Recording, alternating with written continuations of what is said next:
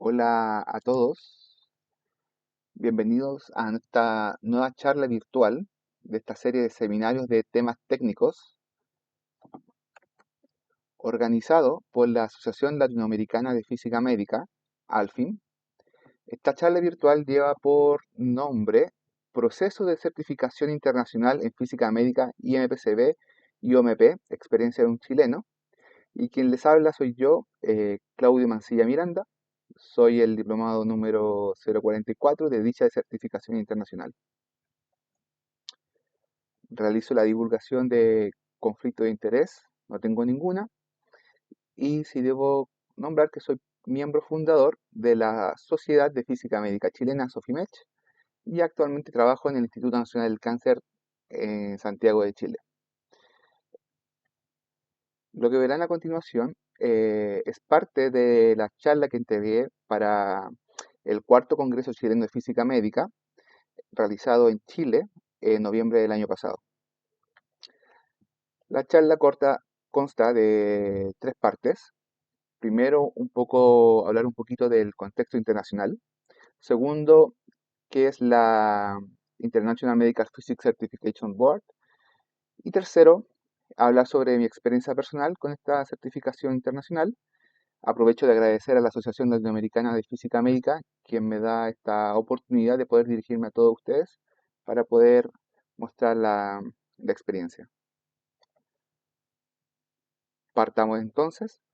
Primero, el contexto internacional muy brevemente. En el 2010, el IAEA publica el físico médico, criterios y recomendaciones para su formación clínica, entrenamiento clínico y certificación en Latinoamérica, parte de la Human Health Reports número 1, y en él publica un esquema para poder formar a un profesional llamado físico médico cualificado clínicamente. En ello podemos ver que hay dos ramas para poder generar a este físico médico cualificado clínicamente, donde el factor común es un entrenamiento clínico supervisado o residencia clínica entre 2 a 3 años. Más 6 años de práctica clínica, esta persona se puede convertir en un experto en física médica. 3 años más tarde, en la Human Health Series número 25, se publica el mismo esquema, actualizándolo con que los programas de posgrado en física médica y la residencia clínica deben ser programas acreditados para poder producir un físico médico clínicamente cualificado que debería entrar en un proceso de certificación a un estado de registro y continuar en un bucle de desarrollo continuo profesional. En el 2021 se publica el Training Course Series 71, TCS 71, en el cual el IAEA entrega las directrices de la certificación de los físicos médicos clínicamente cualificados. En asesoría con la IMPCB y con la IOMP, donde tenemos terminología consensuada acerca de lo que son los conceptos de acreditación, un organismo certificador y el desarrollo profesional continuo. Todo esto basándose en la ISO 17024 del 2012. Muy a grosso modo, eh, las acreditaciones aplican sobre programas académicos y las certificaciones aplican a las personas. Dependiendo del país, una certificación podría tener un carácter de documento regulatorio o no. Y entonces, en este esquema anterior, en esta parte roja, es donde aplica todo el TCS 71 para poder certificar a los físicos médicos clínicamente cualificados.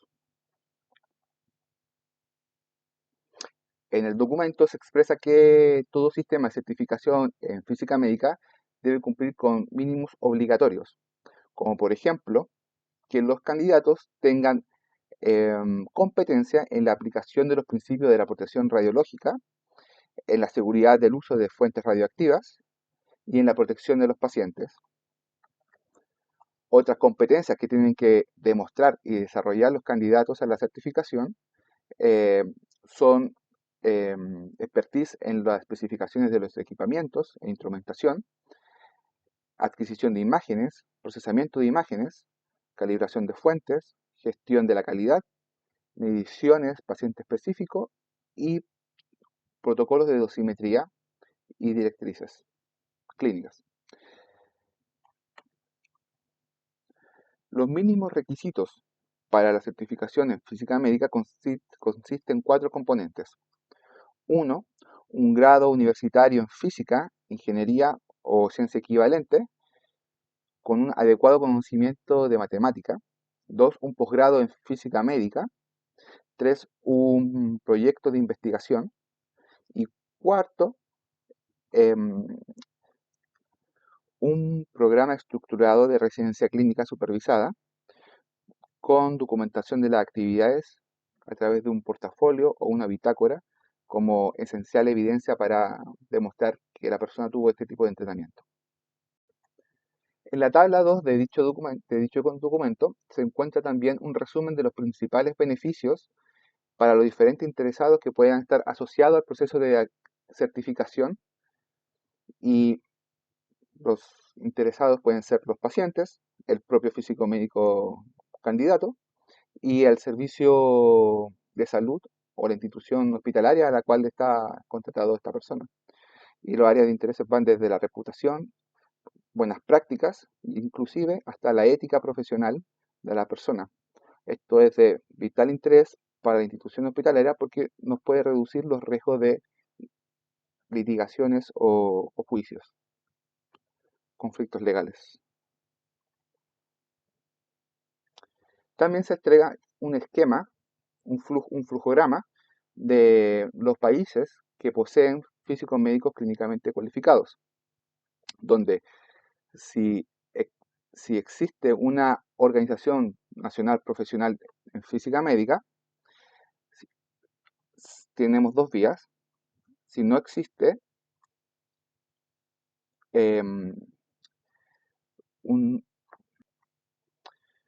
nos cabe preguntar si los físicos médicos individualmente son miembros de la IMP.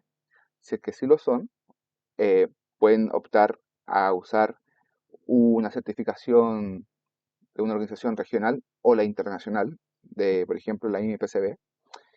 Si existe esta organización de físicos médicos y existe una organización certificadora para todos los profesionales de la salud, incluyendo físicos médicos clínicos, pues debiese la persona ocupar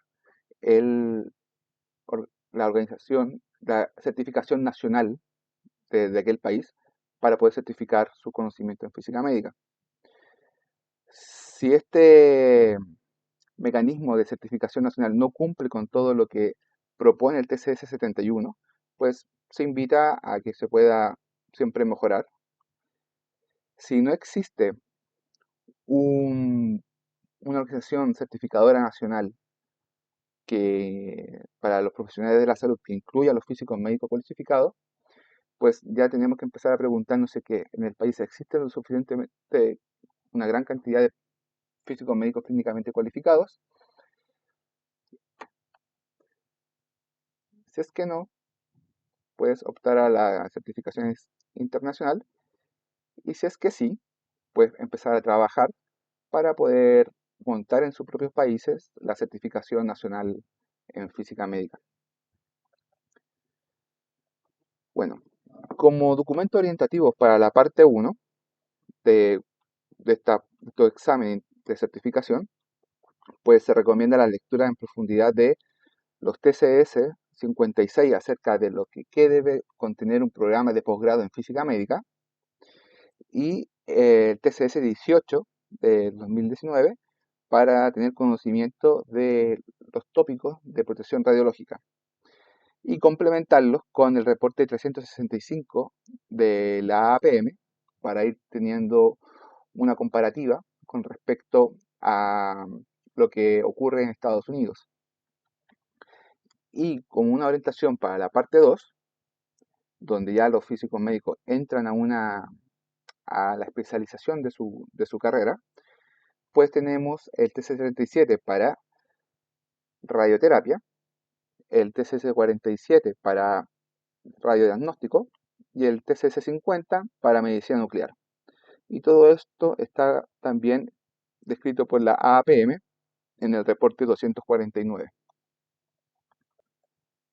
A continuación les muestro algunas certificaciones propias de otros países. Por ejemplo, está la ABR de Estados Unidos, también está la IEB, la de la EFOM, Examination Board de Europa, la certificación canadiense del Colegio Canadiense de Físicos de Medicina,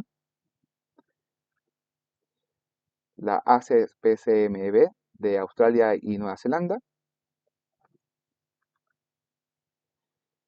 y entonces entramos de lleno para saber cómo funciona o qué es esto de la IMPCB. Bueno, esta es su página oficial. Vemos aquí al doctor Rainbow Hu, uno de los principales eh, presidentes y directores de la IPCB. Y este es el panel de directores que tiene la IMPCB. Ustedes pueden ver y revisar el currículum de cada uno de ellos. Son bastante impresionantes. Y aquí tenemos la carta de certificación de trabajo en conjunto y en colaboración entre la IOMP y la IMPCB. A medida de que pasa el tiempo, muchas organizaciones y asociaciones de física médica alrededor del mundo han entregado su apoyo también a la IMPCB, como por ejemplo la Asociación Brasileña de Física Médica, la Federación Mexicana de Organizaciones de Física Médica y así.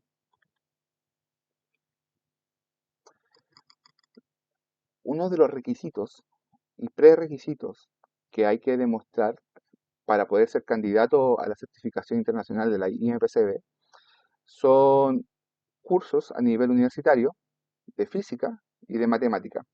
Dentro de la página web uno puede ver cada uno de estos tópicos, pero les recomiendo mucho cotejar vuestros currículum con el TCS 56 del 2013 del IAE, la revisión 1. Para preparar la parte 1, también hay que tener conocimientos básicos de física médica y conocimientos en biofísica, en dispositivos clínicos médicos, en dosimetría y física de la radiación ionizante, en métodos estadísticos y de investigación e informática, procesamiento de señales para física médica y procesamiento de imágenes para física médica.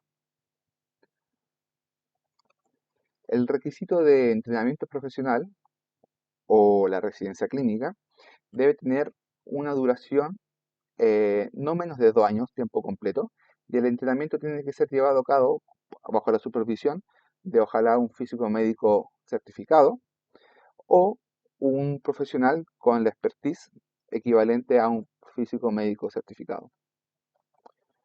Lo que verán a continuación son partes de las charlas que ha entregado Adel Mustafa, el doctor Adel Mustafa, para divulgar el quehacer de la ruta que toman los candidatos a la certificación internacional. Entonces, para un físico médico sin acceso a una certificación regional o nacional, el candidato tiene que generar una serie de documentos, incluido el currículum vitae y la copia de los títulos, y los exámenes se dividen en 3 partes. En la parte 1, que es de física general y ciencia introductoria de la salud, junto con radiobiología. La parte 2, escrita también, que ya es acerca de la especialidad en física médica y conocimiento específico acerca de esa especialidad en particular que quiere certificar el candidato. Y la parte oral 3, que es de la especialidad también, y donde también entra mucho en juego las habilidades de comunicación, conflictos de dilema ético, conflictos de técnicos y con diferentes expertos.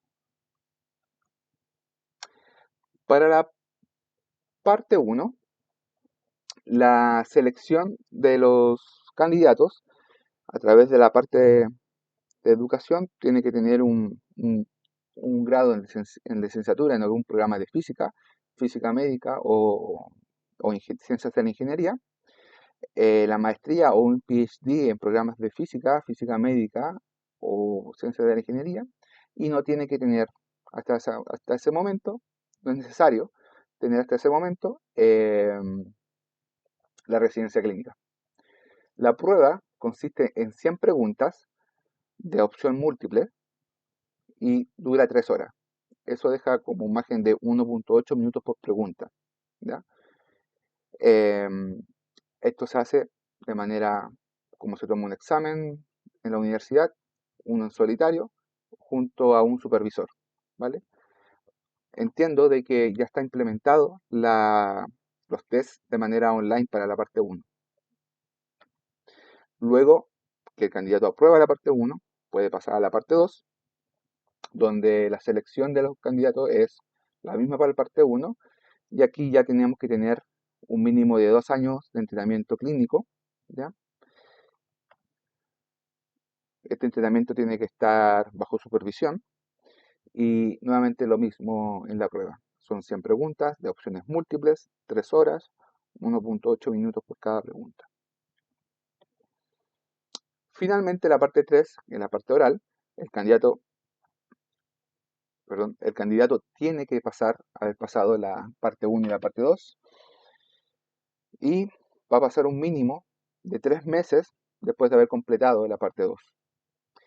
La prueba oral se divide en 5 categorías según especialidad, donde el candidato se entrevista con 5 examinadores, todo esto en inglés, 25 minutos con cada uno, donde total de tiempo, de duración del examen son 2 horas y media,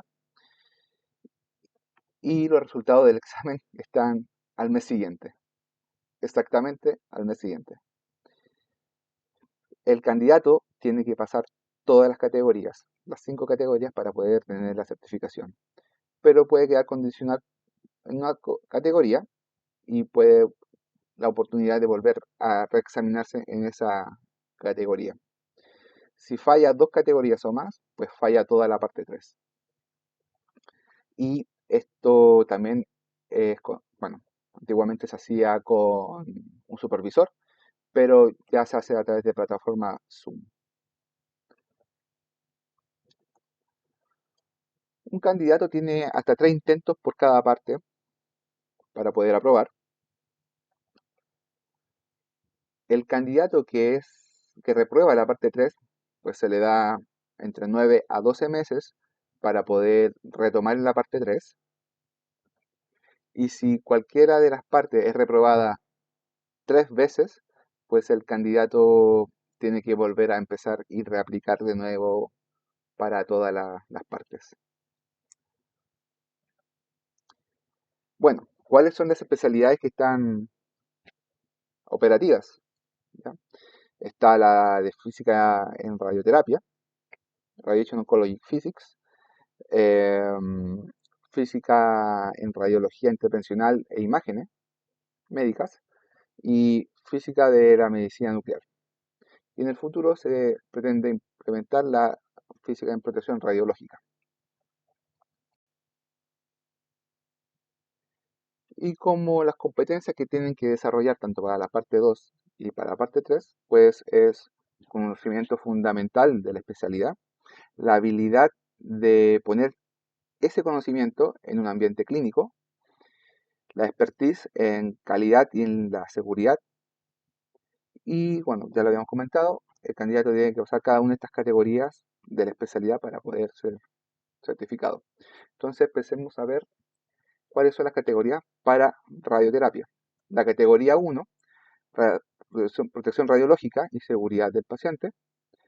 La categoría 2, mediciones paciente específico. Categoría 3, adquisición de imágenes, procesamiento de imágenes.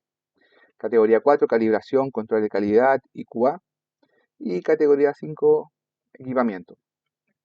En medicina nuclear, la categoría 1, nuevamente protección radiológica y protección radiológica del paciente y del uso de fuentes radioactivas. Categoría 2, conocimiento de las máquinas del PET y sus híbridos. Categoría 3, de sistemas de fotón único, incluyendo cámaras de centelleo y sus híbridos. Categoría 4, mediciones de radiación, radioactividad, incluyendo activímetros, cámara de ionizzación, etc. Y categoría 5, procedimientos clínicos como para terapia. En la categoría, perdón, en la especialidad de diagnóstico está la categoría 1, que habla acerca de radiobiología, dosimetría, también protección radiológica. Protección radiológica es un área, una categoría que cruza las tres especialidades, ¿vale? Todo físico médico clínico cualificado tiene que saber de protección radiológica. La categoría 2, acerca de informática, nuevamente procesamiento de imágenes.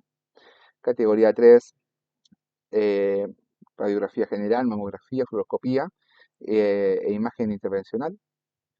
Categoría 4, eh, tomografía computarizada. Y categoría 5, ultrasonido y resonancia nuclear magnética. Los costos de esta certificación internacional, pues se paga en dólares. Yo la pagué a través de la cuenta PayPal, pero básicamente estos son los costos y cada una de las etapas de la postulación, pues tienen su costo. Aplicar tiene su costo, la parte 1 también lo tiene, parte 2 también lo tiene, y la más cara es la parte 3.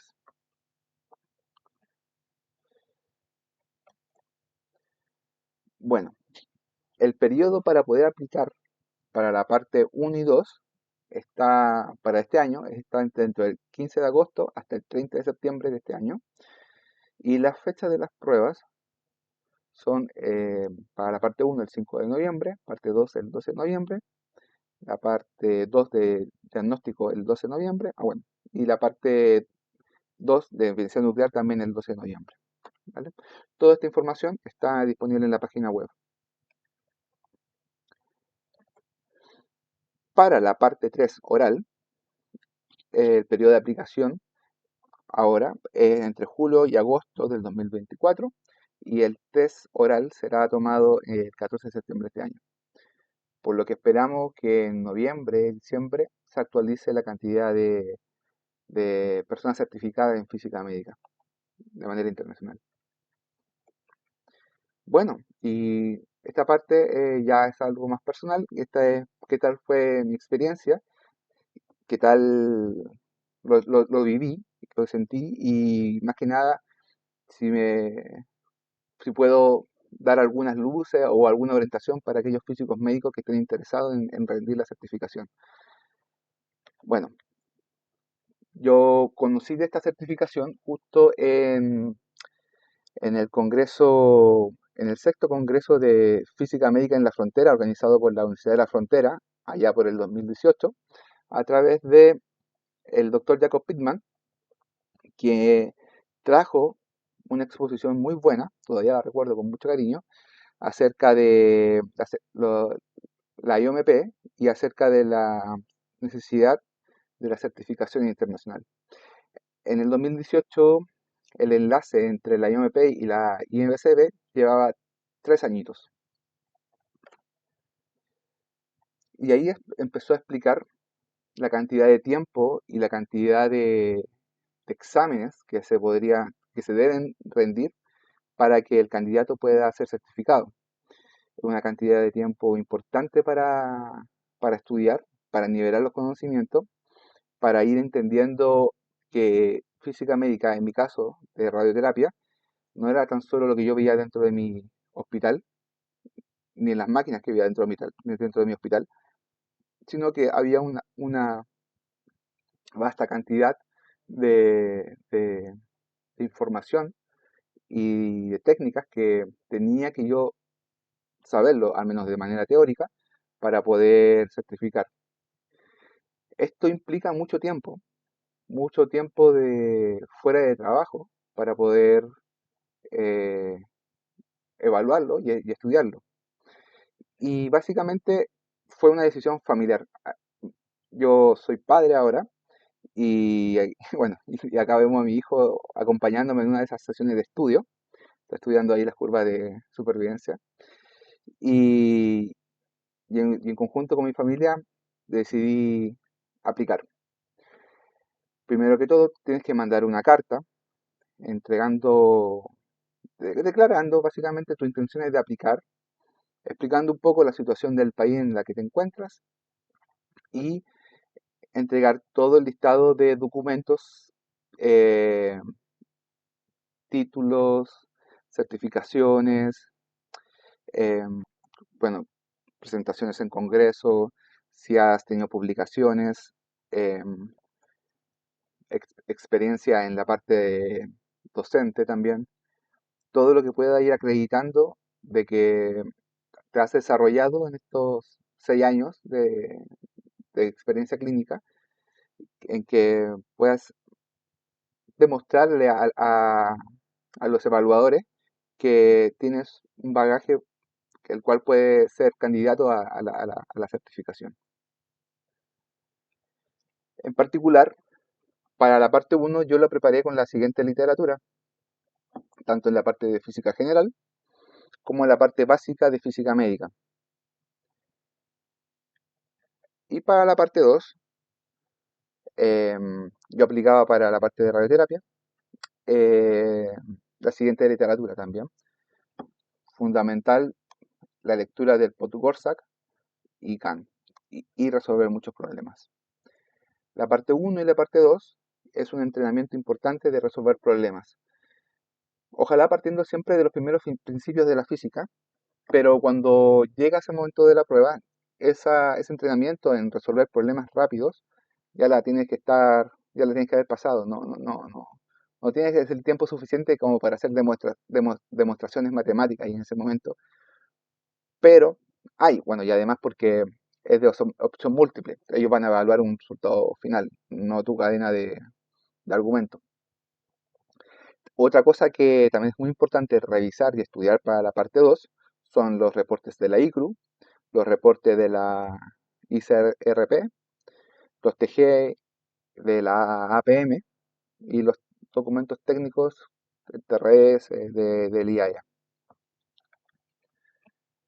Y tuve la citación para septiembre del 2019. En esa época el examen era escrito y sucedió que justo en ese mismo año estaba organizado en Chile eh, el congreso de la ICMP, ¿vale? Organizado y patrocinado por la IOMP, junto con el congreso de la ALFIN y el congreso de la SOFIMECH. Y también justamente en ese mismo congreso venían los evaluadores de la ICMPB. Acá hay una charla que entregó la doctora María Esther Brandán, explicando también la historia y, la, y el avance de la ICMPB.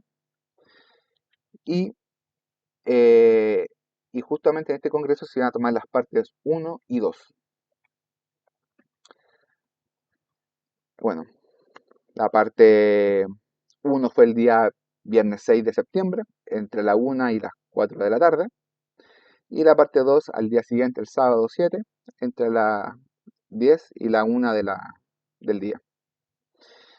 Bueno, acá vemos a Adet Mustafa, a María Esther y a José Luis Rodríguez, presidente de la Sofimech en esa época. Y también vemos acá a María Esther Blandán y a Paula Capile. Entonces, ellos participaron como supervisores mientras nosotros, los candidatos, estábamos dentro de la sala rindiendo el examen. Hay muchos documentos tipo de ensayo de preguntas con respuestas para poder practicar las partes 1 y parte 2. Este, por ejemplo, es el RAFEX de Estados Unidos, donde este tipo de preguntas son más o menos las que te podrías llegar a encontrar en la parte 1, ¿vale? Preguntas, si quieren pueden pausar el video para leerlas bien. No vamos a dar las respuestas aquí, las voy a dejar abiertas, pero básicamente las preguntas son de esta índole, ¿vale?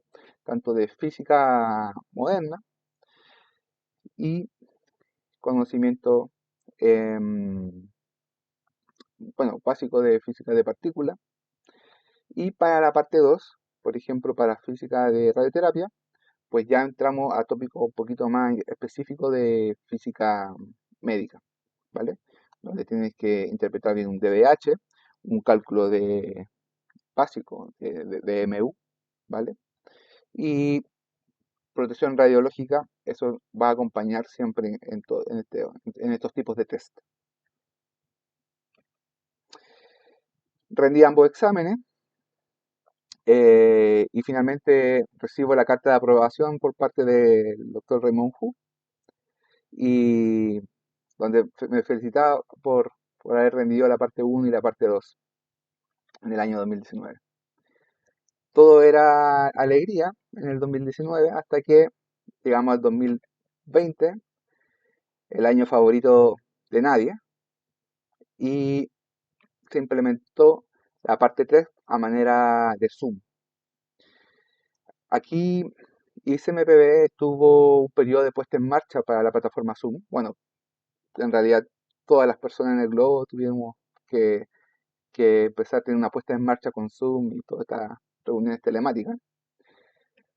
Y donde empezaban a entregar las responsabilidades y las faltas si te pillaban, por ejemplo, haciendo un pantallazo, con una penalización de no poder seguir aplicando a la certificación durante 10 años si te pillaban haciendo un pantallazo o otra persona detrás tuyo o detrás de la pantalla te estaba soplando la respuesta. Llega el día del examen, el 31 de octubre del 2020, y estos fueron mis examinadores, el doctor Simi Jong Kim, Ramon Hanmon, Colin Norton. Ustedes pueden revisar el historial académico de estas personas y son de verdad muy impresionantes.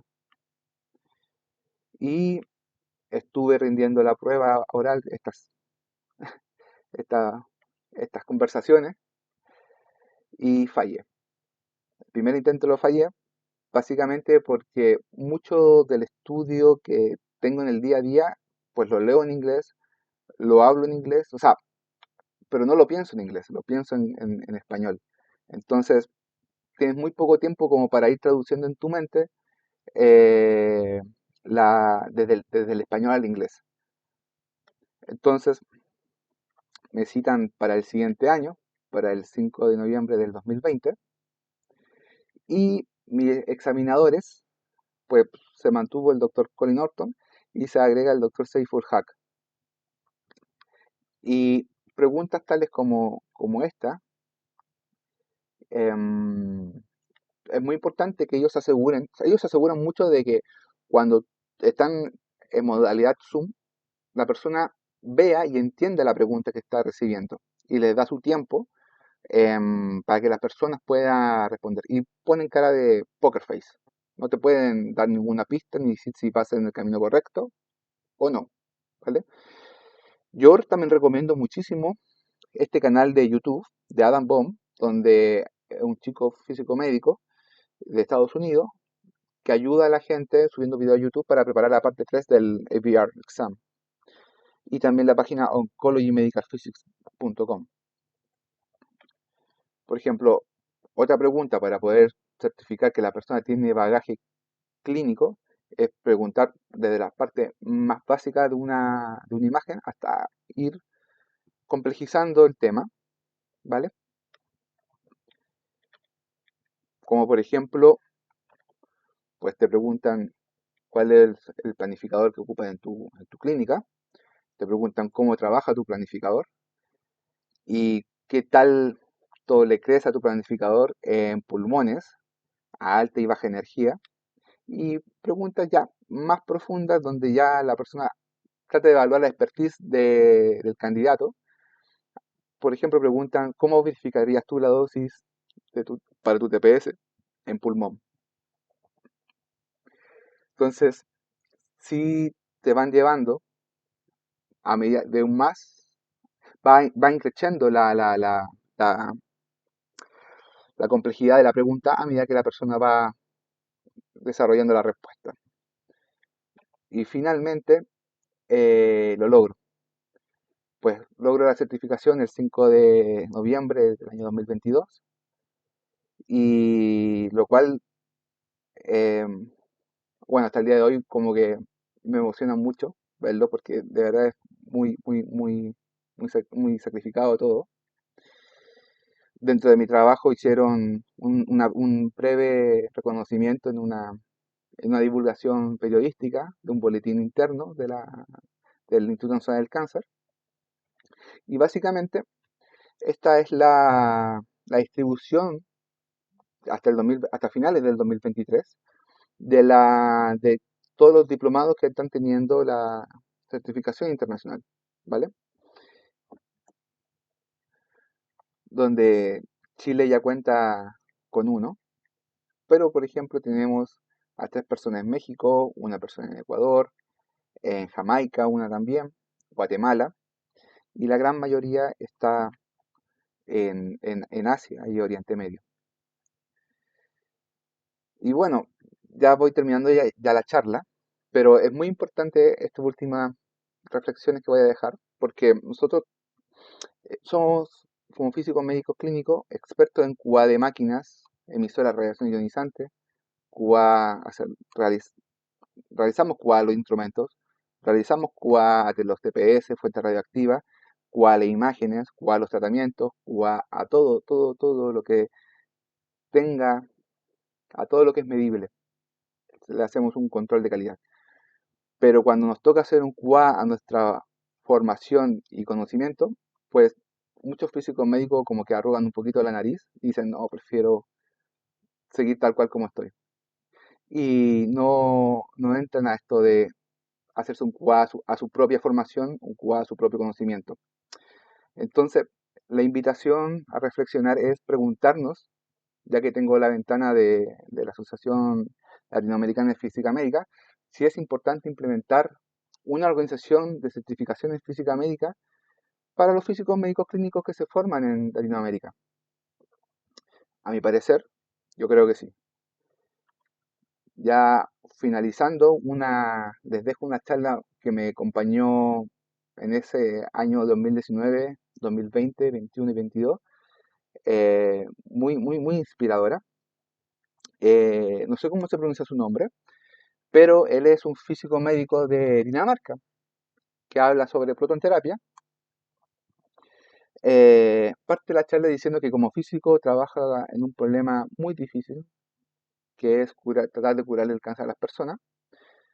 Cuando él tenía 9 años, su vida cambió para siempre porque su madre murió de cáncer y hoy por hoy él es profesor en física médica y está aquí para compartir con el público, la audiencia, la fascinación y lo importante que es la física para poder curar el cáncer usando radiaciones.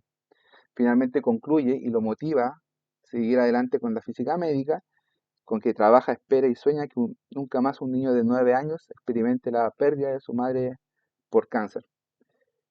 Lo dejo porque creo que el reto personal es lo más importante cuando no existen entidades regulatorias en los países y las personas vamos cada vez, los físicos médicos clínicos van tomando cada vez mayores responsabilidades sobre el destino de los pacientes, sobre el éxito curativo del paciente o sobre la calidad de los diagnósticos de los pacientes. Bueno, muchas gracias por vuestra atención. Les dejo aquí las referencias, una breve presentación curricular de mi persona. Les dejo también mi correo para cualquier contacto o sí, para cualquier contacto. Y están todos cordialmente invitados al 10º Congreso Latinoamericano en Física Médica, que va a estar realizándose en marzo de 2025 en Guatemala. Muchas gracias por todo y muy buenas noches.